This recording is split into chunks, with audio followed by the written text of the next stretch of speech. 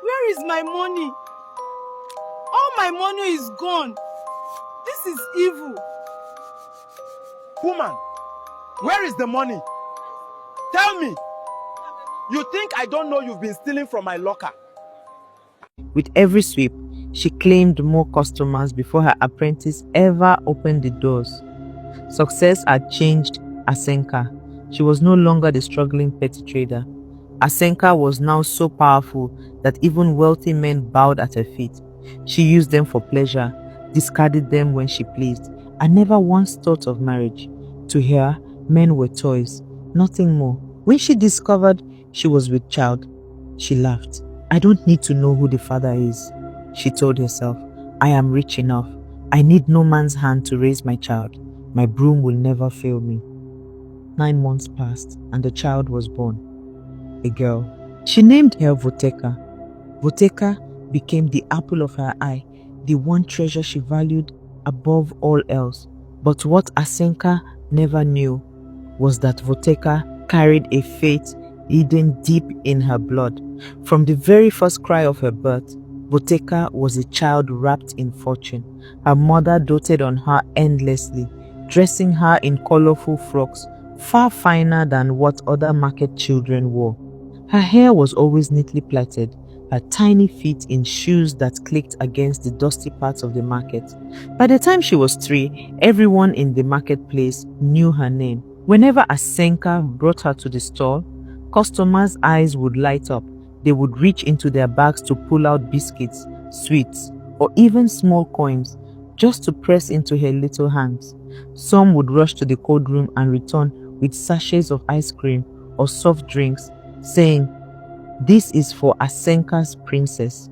The market women smiled at her as she skipped past, calling out, "Voteka, our golden child." She was the center of attention, a favorite of all, and Asenka swelled with pride each time. At 5 years old, she had grown so attached to the market that she often toddled down the aisle of stores, collecting gifts as if the place itself adored her. And the strange thing was this: whenever she walked through, Asenka's shop would be flooded with buyers. It was as if Voteka herself carried the same magnet her mother's broom once commanded. At 7, her laughter rang like music in the market square. Traders would pause their haggling just to watch her play with dolls behind her mother's counter. Sometimes, when Asenka stepped away, customers would linger just to see the child smile. "Ah, Voteka is blessed," they whispered. Fortune follows her steps, and Asenka, filled with motherly pride, would nod and think to herself, "Indeed, my daughter is my crown. My broom brought me wealth, but Voteka will keep it forever." What Asenka could not see was the shadow hidden beneath the child's laughter, the destiny quietly shaping itself, waiting for its time. While Voteka was adored in the market, her mother's shadow stretched wider and darker than anyone could imagine. Asenka's broom and her magic notes worked tirelessly. Each time she pulled a bill from the clay pot and exchanged it for change, another trader's fortune drained into her hands. At first, people did not notice. A few shopkeepers grumbled about missing money, thinking perhaps it was their own carelessness.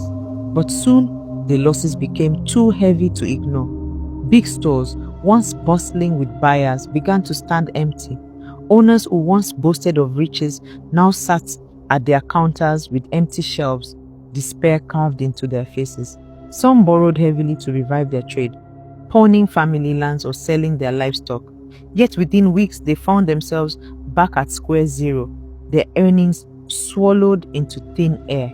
And all the while, Asenka's store grew larger, richer, grander. Whispers began to spread through the town. Men who once strutted proudly as successful traders were now broken. The pressure became unbearable. Some stumbled home drunk, causing their bad luck. Others disappeared into the night, leaving behind families with debts they could never repay. And worse still, a few ended their own lives, unable to bear the shame of ruin. News of men collapsing under the weight of failure, of fathers who took their own lives because their businesses had crumbled, spread like wildfire. It became the talk of the town.